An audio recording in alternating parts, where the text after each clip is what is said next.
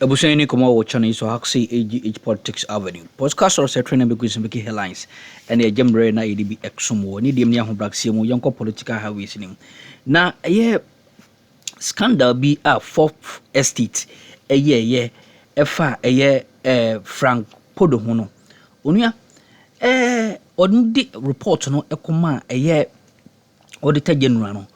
Omu say sa 427 million Ghana cedi payroll scandal na level against sa papa no ni nyina ntro and kribia enima me no ka say attorney general etimi ababonten so aba retracts asem na onua omodi achopa kese ede ama papa na enne me no ka say ni lawyers so akasa ne nsem na lawyers no eka efa sa irregularities ya omu ede to the client hu unia ana ne client isu message say yembo inra in seminim na yenhwe ne yeko ene de eba AGH Politics Avenue yemo lawyer na so ye range analysis, validation of total payments to the bank, among others. So, Ken, based on what the Controller and Accountant General's Department is saying this afternoon, they conclude that on the basis of all of these control measures that they've put in place, they are saying that the allegation is not feasible. Fatal Bayaga, thank you very much. Prince Ganaku is the lawyer for Frank Oliver Kpodo and has been explaining the position of his lawyer in this matter.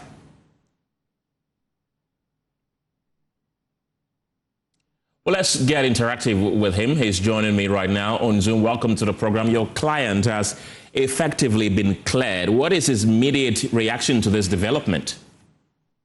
It's mostly one of relief at this point. It's not ideal to have been put in this situation, but at the very least, you can rest assured that moving forward, you are not going to be plastered all over the news and going through all of this.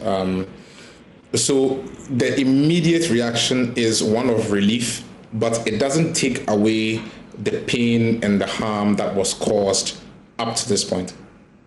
And do you believe this issue has caused reputational damage, and will there be any legal action at all? Absolutely. I mean, absolutely. All you have to do is, if you go on social media, you take the platform formerly known as Twitter, for example, and you go through the quote tweets and the replies to the Fourth Estate's original post, you can see literally people calling for my client's death and people castigating him as a greedy, corrupt person, as a symptom of everything that is wrong with this country. So there's absolutely, and this is just one platform. This is not counting those who have taken screenshots and shared it across the world. This is not counting every time that he goes somewhere or he applies to some program, they run a Google search on him and this comes up. So you cannot deny the existence of the reputational harm. Yes, legal action has been discussed, specifically in respect of the media house that published the post. But yes, we are definitely considering media action. I guess I'll have to wait for his final instructions, but yes, at this point we are considering legal action very, very seriously against the Fourth Estate. But the media house picked their data from the Ghana Audit Service. Yes, I mean, you could say that, but on the other hand, on Sunday, and for me, this is what I think is so egregious, right? And this is what dismays my client. When the Fourth Estate got wind of the matter, they contacted my client via phone call on Sunday. And the Sunday is important. Now, my client had the good sense to record this conversation. And in this conversation, he mainly expressed surprise and worry about the revelation. And he said point blank that it is not possible because he's paid from Controller and Accountant General, and he has his pay slip available if that's what the Fourth Estate needs. Now, permit me a bit here. Usually with unearned salaries, what tends to happen is that there's a person who doesn't exist and who has been fraudulently added to the payroll, or a person who has left post, and because of bureaucracy, that information hasn't filtered to the appropriate quarters. So that person still gets paid. What does not happen is that a person will receive salary far exceeding the president's salary, equivalent to an annual salary for an MP for 20 years, each month for 29 months, and that will go undetected. The chances of that happening are just infinitesimal. So when somebody presents you with information that is so improbable that it borders on the absurd, for example, like I saw John Mahama stealing cocoa at Malam, it should give you cause for pause. Maybe the person you saw just looked like John Mahama, or maybe you are having a mental episode. Your instinct should be try to ascertain the truth of the matter before you go to press with it. Now, in this case, he clearly indicated to them that he had evidence that would prove that there was an error. And it was a Sunday. Because it was a Sunday, he couldn't get that information for them. So he had to wait till Monday to make the application for the pay slips, make application for his bank statements. What Fourth Estate should have done, having been informed that there is potential exculpatory evidence, is wait to receive that evidence and put that evidence to the audit service, puts that evidence to the Controller and Accountant General for them to say, oh, we made a mistake, or oh, he's lying, it's true. And then you can go to press. But that's not what they did. Somebody at the Fourth Estate was so convinced of my client's guilt that they decided to take a risk on my client's reputation and go to press with it. And that is the problem. But the Fourth Estate still maintains that they picked everything, their data and everything from the Ghana Audit Service. So it's surprising that you are rather suing the Fourth Estate and not the Ghana Audit Service, who provided that data that they have now said is a transpositional error.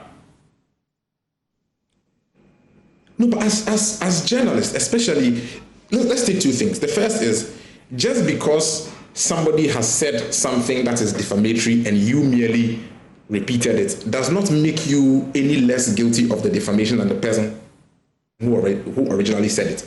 Even if the person can maintain a defense of privilege, like maybe the Ghana Audit Service will say that they are a government agency, so they have absolute privilege. Even if they have that privilege, you, the person repeating the potentially defamatory content or the potentially defamatory communication, can be held liable. So the fact that they merely picked it from the Ghana Audit Service does not say much. It really does not say much. What we have to look at is, as a media house, whether they did everything that they were supposed to do in the processes leading up to the publication of the story.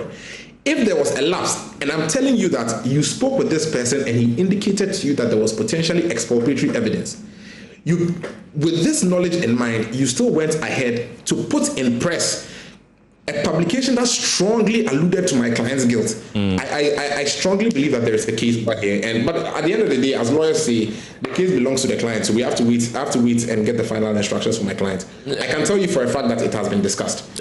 Prince, are you not backing the wrong tree? Because clearly, yes, you've mentioned that the Fourth Estate should have done due diligence, but they still insist that they picked their data from the Ghana Audit Service. So if you are to sue anybody, isn't it the Ghana Audit Service that you should sue? Because thanks to the Fourth Estate, they've come out to clarify that indeed this thing that was presented before Parliament was a transpositional error.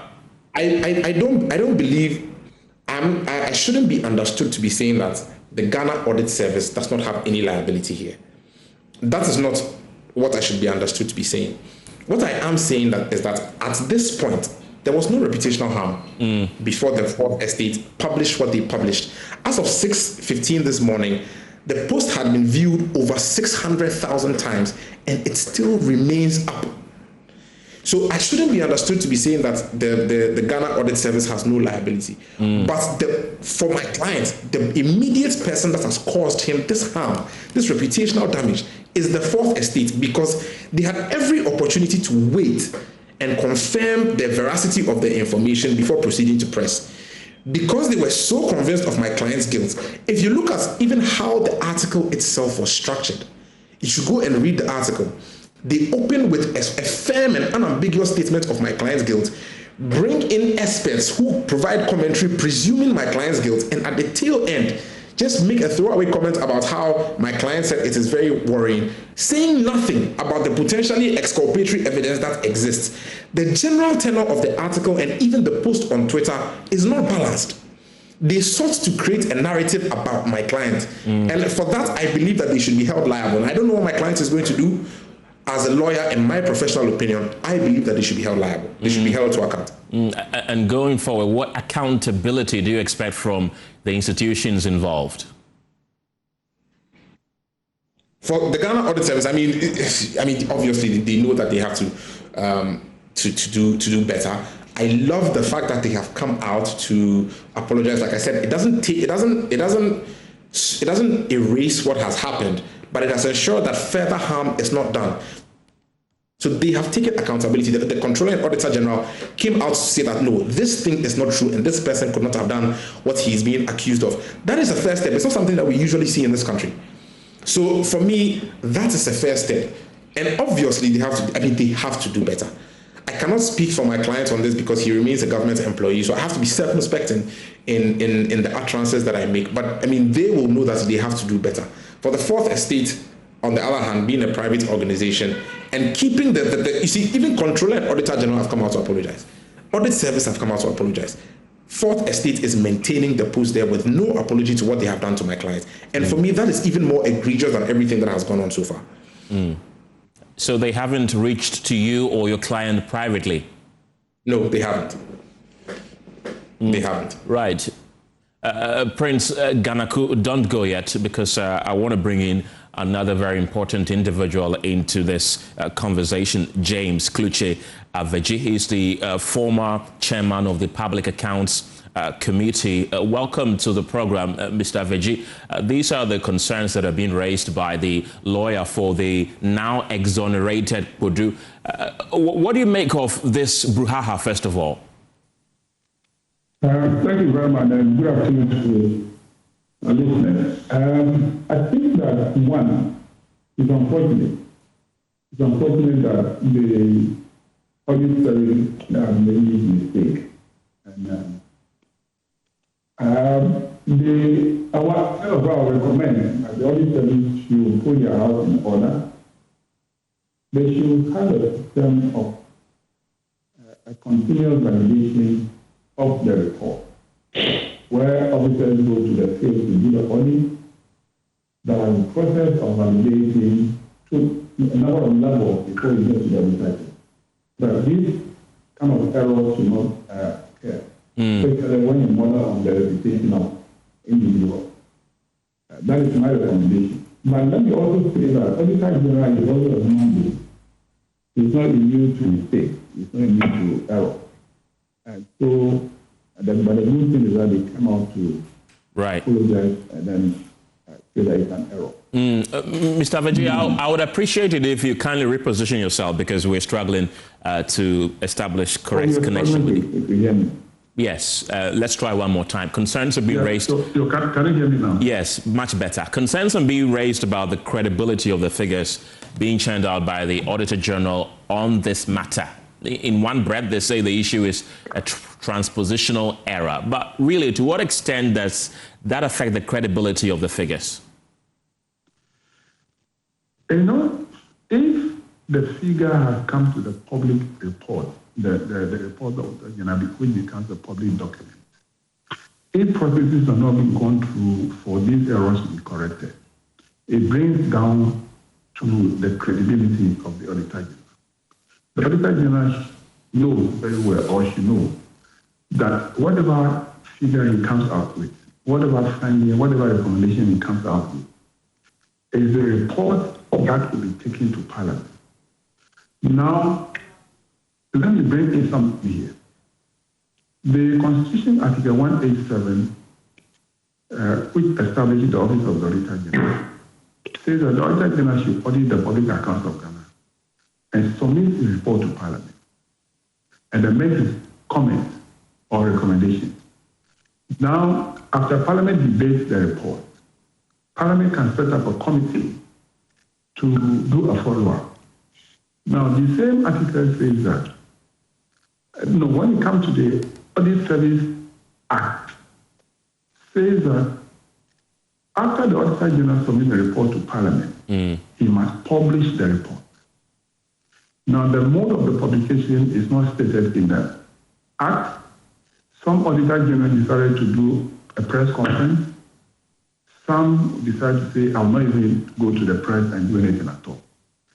Where we have a problem in this country is that the report of the Auditor General must be validated eventually by Parliament and by this way, Public Accounts Committee. what we have as a challenge is that individuals, even before Parliament or Public Accounts Committee sit on a report, individuals, especially media houses, jump on the report and start publishing content of the report. That is why we have a challenge. In fact, if this report had gone to Public Accounts Committee, what I did in the past was that before the Public Accounts Committee starts sitting in public, the committee will have a session with the Auditor General. For the Auditor General to give reason behind his recommendation and finding. For the members of the committee, appreciate the content of the document before we go public. This issue that have been tested at that sitting or that meeting with the Auditor General, and then the issue would have been well explained to the committee. And then when the committee sits in public, this will be clarified. So the issue, what we are facing now, will not even come. But before the Public Accounts Committee sits on the report, media houses are going up with the content of the document. That is why we have a problem. So for me, I would agree with the lawyer to the officer, Mr. Kpodo, that the fourth estate should have a little bit of patience and do further work. Verify from Auditor General, verify from Controller and Accountant General. If to confirm those figures, if the Auditor General confirms the figure that yes, that figure is true, is the correct figure, then he can go ahead and do it. I'm not sure that the FOFST have done that. If they have done that, he will have published the report that will tarnish the image of this person. Does that mean that we shouldn't believe wholly the reports that are published by the Auditor General's office? Because it is public knowledge. It is always published on their website. But this is a case where the Fourth Estate did so, and then they are now saying there is a transpositional error. And you're also saying that they should have contacted the Auditor General office before coming out with this. So does that mean that we shouldn't believe wholeheartedly the publications of the Auditor General? Because the Auditor General is also a human being and is not immune to error or mistakes, it would be better if you cross-check and cross-check again. My point is that because the report of Auditor General is discussed in Parliament, and for that matter, Public Accounts Committee, it would have been better for those discussions should first be handled by the Public Accounts Committee, that the media can take it and spread it. But where the Public Accounts Committee has not even sat on the report, and the media has gone ahead to do it, this error will definitely come out. But if it has happened, if it has been discussed at the Public Accounts Committee, it will have been handled in a way. And for that matter, the integrity of the Auditor General will also be protected. As I said, he's a human being. Right. He can make mistakes. That is why the Parliament is there to review his report. His report is not supposed to be reviewed by individual media houses or individual opinion. It's supposed to be done by a committee of Parliament. Then the Parliament committee will then make a recommendation on their findings, which will be approved by the entire House before the implementation of the recommendation takes place. But where this didn't happen, but the media house jumped ahead to do it, this problem will definitely come or about. Mr. Aveji, don't go ahead. Mr. Danaku is still with us on Zoom. You've been listening to the former chairman of the Public Accounts Committee. Do you agree with his submissions? I agree 100%. I agree, especially with the final part of his submissions, that if the Public Accounts Committee had done its work before the publication was done, or if the Fourth Estate had done better due diligence before publishing the article in question, we wouldn't be here. This specific thing is happening only because of the Fourth Estate. We know that transpositional errors occur. Even in the international standard on auditing, there are processes for what you do. After you've discovered an error, you have to reissue a new, report correcting the mistake, etc., etc. So even the international standards on auditing contemplates that it is possible that errors will occur. what happens is when somebody takes that mistaken data and then builds a narrative around it to tarnish somebody's image, that for me is the more egregious offense. Because that is not unintentional, whereas a mistake could potentially or possibly be unintentional. Right. Mr. Aveji, so how does this affect the work of the Public Accounts Committee at this point? Well, the report would definitely be referred to the Public Accounts Committee. The Public Accounts Committee would definitely sit on it. By the time they would sit on it, they would have met the Auditor General. The Auditor General would have told the committee that this is an error. So when the Public Accounts Committee sits in public and this issue is called to, the person is called to the committee, the chairperson of the committee will then clarify that this is an error. So the matter ends there. That is why I said the media house should have waited for the issue to be debated or discussed at the Public Accounts Committee level, because that is the legal authority that reviews the report of the Auditor General. And whatever they say is going to be the final. But you, the media house, have gone ahead of the committee. Now you have created a problem for somebody. Right. This question I'm about to ask you is, I'm asking you this question as an individual, not as a former chairman of PAC. The counsel for Mr. Kpodo is threatening to sue the Fourth Estate. Do you think that's the right thing to do? I think that if the Fourth Estate should also come out and apologize, and then also use the same media, medium they use to publish the story, I'm sure the counsel and then the victim would have considered not going to court. Mr. James Aveji, thank you very much. He's a former chairman of the Public Accounts Committee. Prince Ganaku is also the counsel for Mr. Kpodo, who has been exonerated. Prince, I want to pick your final thoughts on this. If you are reached out to by the Fourth Estate that they add in we en sama horo itimi ko so channel so mamna wa so jem reda sene so bad yen dia dumbi edo bi eni onia ye besan asomo